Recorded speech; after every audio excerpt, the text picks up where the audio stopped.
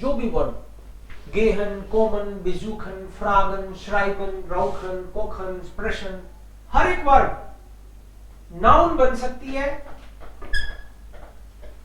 Capital लिखते ही, यही verb noun बन जाएगी। लेकिन फिर आप लिखोगे कोखन, के कैपिटल होगा, राउखन, श्राइबन,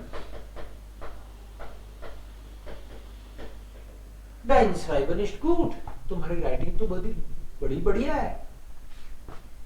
श्राइबन यहाँ पे राइटिंग हो गया, राउखन यहाँ पे स्मोकिंग हो गया, ये नाउन हो गए सब। यहाँ कोखन का मतलब है टू कुक और यहाँ पे हो गया कुकिंग। सो जितनी भी वर्ब जानते हो उतने आप नाउन भी जानते हो। और लेकिन नाउन का तो आर्टिकल होता है भाई। इस तरह से आप किसी भी वर्ब से एज इट इज लिख के अगर कोई नाउन बनाते हो उसका आर्टिकल हमेशा दास होगा। 10 कोखन, 10 राउखन, 10 श्राइबन। कैसे तो बनता? अभी क्या बताया मैंने? के कैपिटल होने के बाद नाउन हो जाएगा और बाद स्मॉल कैपिटल। राइट। ठीक है। कोई भी वर्ब XYZ जो भी वर्ब आती है उसको कैपिटल लिखते ही वो नाउन बन जाता है। लेकिन नाउन का तो आर्टिकल होता है ना, बिना नाउन आर्टिकल के नाउन नहीं होता। बिना हर बार आर्टिकल का कोई ना कोई नाउन होगा, डेढ़ दी दास में से। नामों को छोड़ दो तो हर बार आर्टिकल होता ही है, सबका दास होगा। अगर वर्ब से बना रहे हो नाउन तो उस केस में हमेशा दास होगा। 10 कोखन, 10 राउखन, 10 माखन, 10 लाखन, कुछ भी। काउफन, shopping is a good habit. 10 काउफन इज गुड Gewohnheit। हाँ, कोई भी हो सकती है, just it should be senseful, meaningful होना चाहिए। देन एडजेक्टिव, यहां पे वर्ब की बात कर रहे हैं, इधर एडजेक्टिव।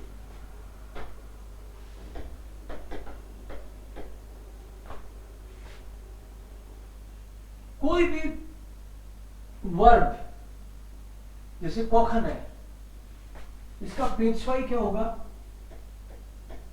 प्रेजेंट परफेक्ट फॉर्म,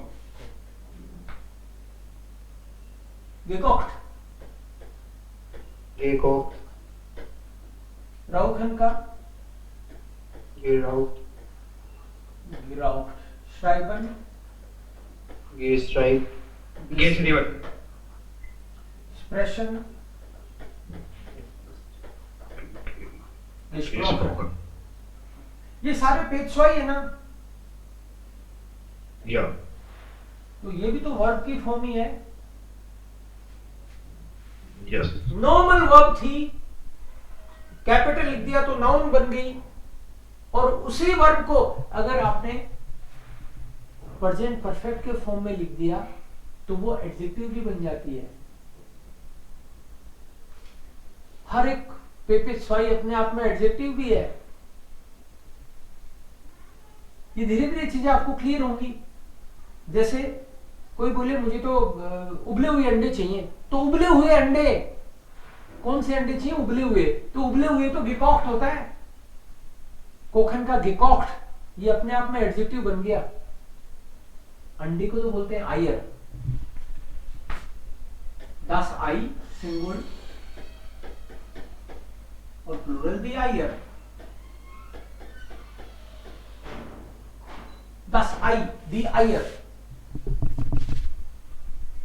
पहले सिंपल बोलो, मुझे अंडे चाहिए। इस ब्राउक है,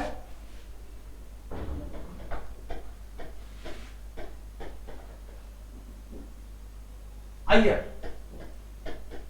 इसका मतलब है मुझे अंडे चाहिए और मुझे ये अंडे चाहिए। इस ब्राउक है दी आयर, इस ब्राउक है दी आयर। और कोई बोले मुझे उबले हुए अंडे चाहिए, उबले हुए के लिए इसका मतलब आप एडजेक्टिव यूज करना चाहते हो। और एडजेक्टिव अगर यूज करना चाहते हो तो एंडिंग तो आएगी आएगी। तो फिर वो टेबल लिखनी पड़ेगी हमको। क्या है वो टेबल? डेर दी दास दी, डेर दी दास दी, डेन डी, 10 डी,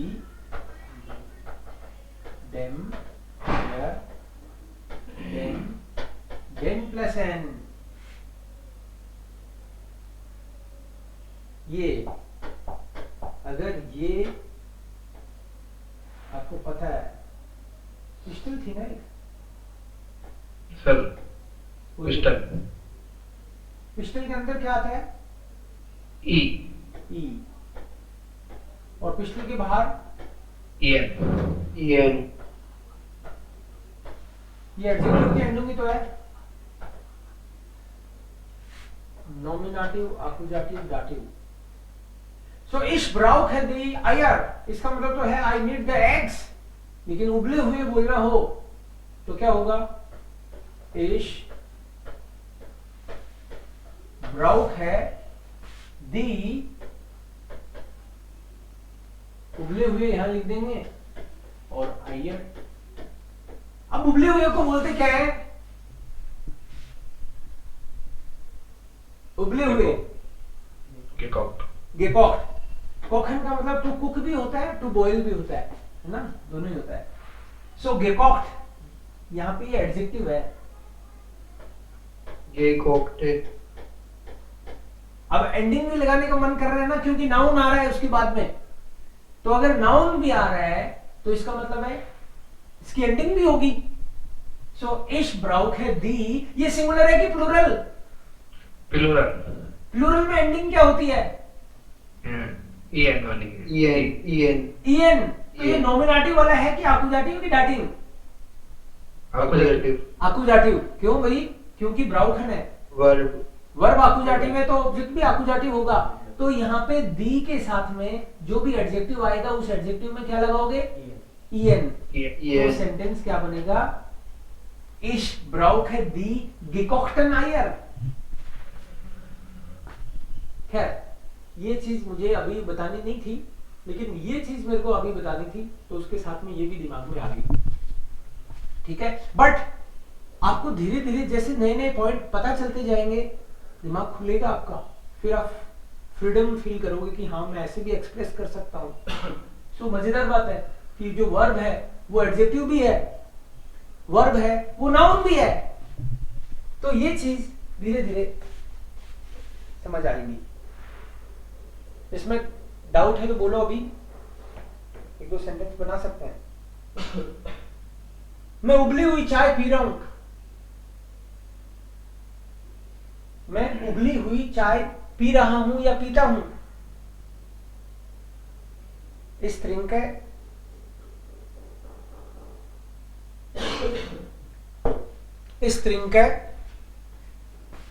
सभी उबली हुई पीते हैं। इस तरीके टे का आर्टिकल क्या होता है? डेयर दे होता है ना। तो क्या होगा? इस तरीके पहले इतना ही बोल दो कि मैं चाय पीता हूं। इस तरीके डेन डेंटे। इस तरीके डेंटे, और यहाँ पे उबली हुई और लगाना हो तो गेकॉक्टन। यस, ये ईएन प्लूरल से थोड़ी है आपकी बात। आकुजाटिव मास्कुलिन। यस, वेरी गुड, क्योंकि डेन के बाद में ईएन जो आ रहा है वो एडजेक्टिव में लग जाएगा। सो इस तरीके डेन गेकॉक्टन टे। बिल्कुल सही सोचा आपने।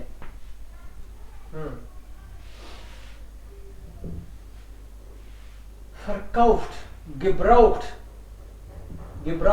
gebraucht का मतलब है सेकंड हैंड। ब्राउखन का gebraucht एडजेक्टिव हो जाता है एक्चुअली हर बारी। ब्राउखन का gebraucht हो गया, ब्राउखन का geraucht हो गया, तो सेकंड हैंड हो गया वो एडजेक्टिव। तो मैं एक सेकंड हैंड मोबाइल खरीद रहा हूं, तो gebraucht मतलब है सेकंड हैंड। ब्राउखन का gebraucht हुआ है पेज स्वाइप। तो बोलो मैं एक सेकंड हैंड मोबाइल खरीद रहा हूं।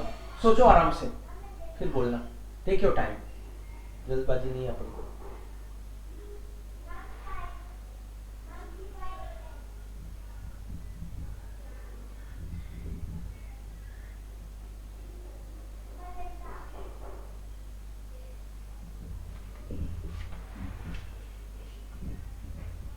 Ich kaufe einen gebraucht Handy.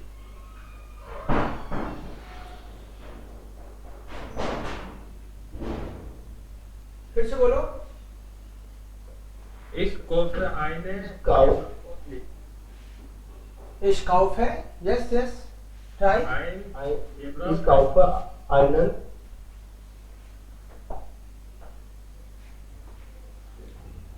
Irfan पहले आप बोलो इश।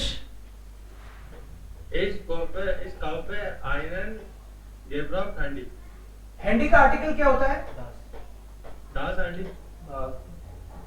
das दास होता है, बिल्कुल सही बोला, दास होता है। तो मैं आपकी हेल्प के लिए आइन की टेबल लिख देता हूँ। आइन, आइने, आइन, आइनन, आइने, आइन, आइनम, आइनर, आइनम। इश काउफे,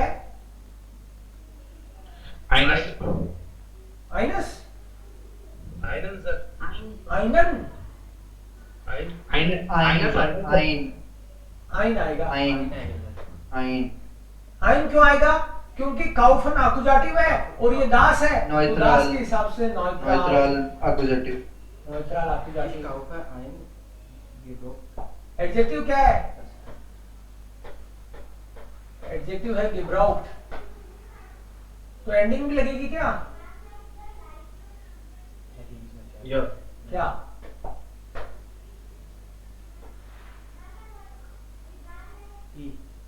yes ES, यस, ES लगेगी। इस ब्राउक है, आइन gebraucht है, हैंडी। सो ER, ES, yes ENEES,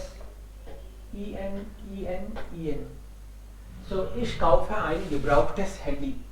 adjective बन गया तो एंडिंग लेगा।